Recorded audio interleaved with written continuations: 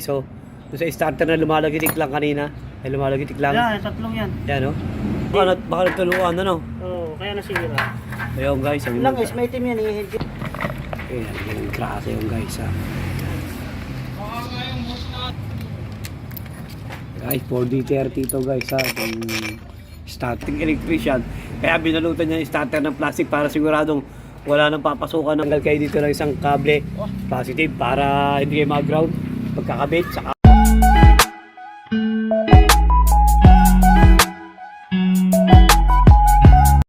kaya guys, ito na yung starter kanina na lumalagitik lamang. Kaya kas na lahat. Ayan guys. Ayan, oh. Sanganga mo yan, may sunog ah. Ito sira lahat. Ito kapaltan. Dan, ito kapaltan lahat. Itong carbon holder, saka armature, saka carbon, itong nakitang sira guys, oh.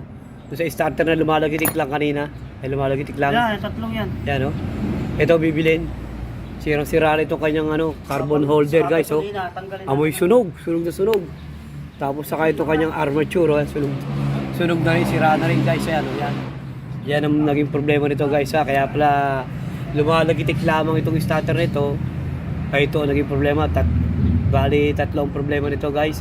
Itong armature, bibili ng bago kasi sira na, sunog na. Tapos ito kanyang carbon holder, apat to guys, to 1, 2, 3. Yung isa wala na, tanggal na, sira na. Ito yung isa guys, oh, yan. Nasira na, yan, oh. Ito yung isa guys, yan. Ayan yung isa, yan, oh. Na kumbaga natanggal na. Ito yung isa guys, oh. Yan. Kumbaga natanggal na. Kaya yan naging problema, bumitaw na guys. Ito naging problema ito guys, ha. Yan, armature saka carbon holder. Starter carbon holder. Tapos saka carbon papalitan na rin guys, ha. Yan.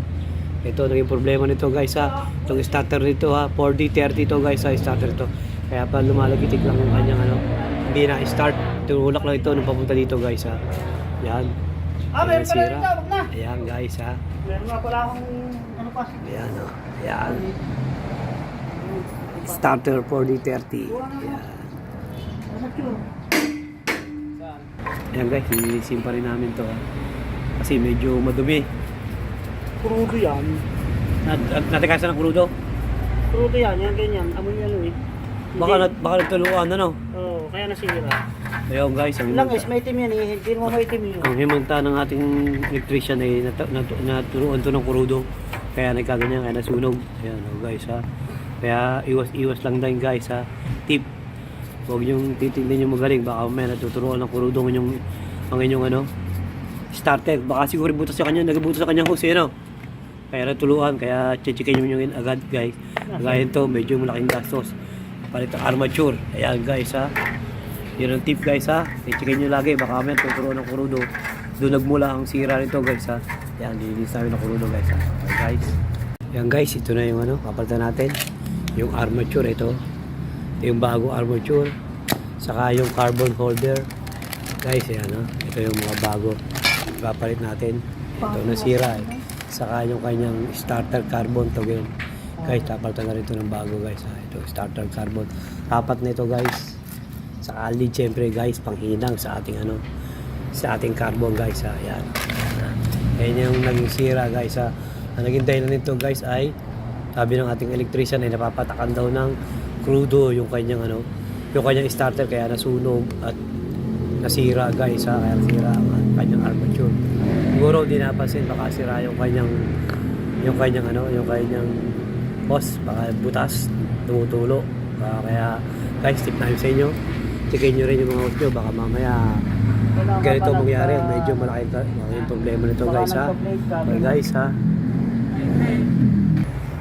Ayan guys, kinakabit na yung carbon guys, ha. Kinakabit na yung carbon.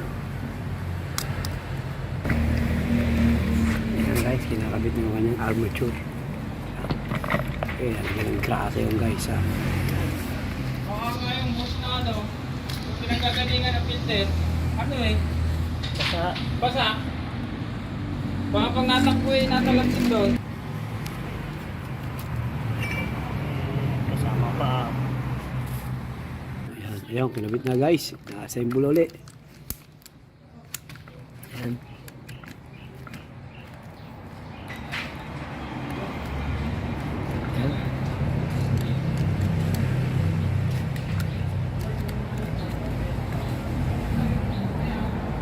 Hindi mo titesting.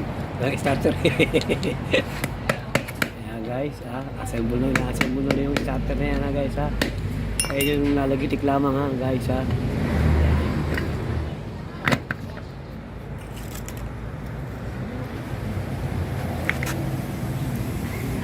Takpan na.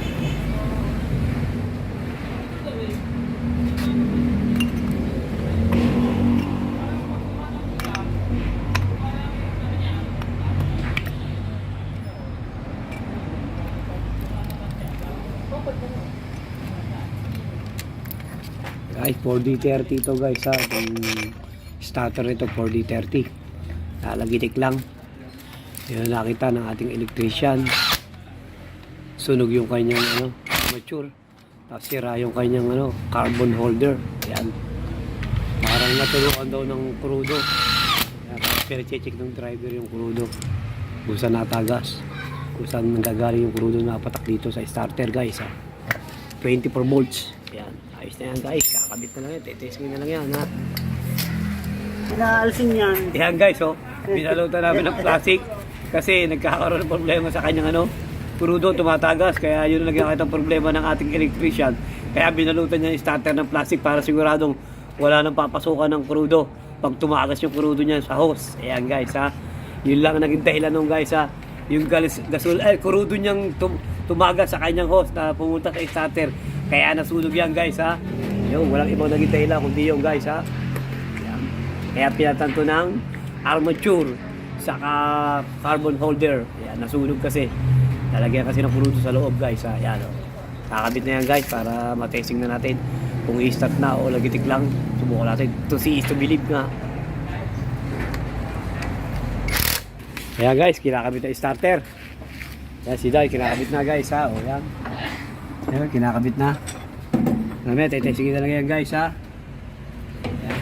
Hindi natin pakakita pagkakabit guys. Basta kinakabit na ng electrician natin. Ayan o. Ayan. Guys, pagka pala kayo maggagawa ng starter guys, kailangan magtatanggal kayo dito ng isang kable positive para hindi kayo mag-ground pagkakabit. Saka pagtatanggal, kinakailangan tanggal ang isang cable para sure na wala tayong magiging spark sa ground guys ha. Okay guys.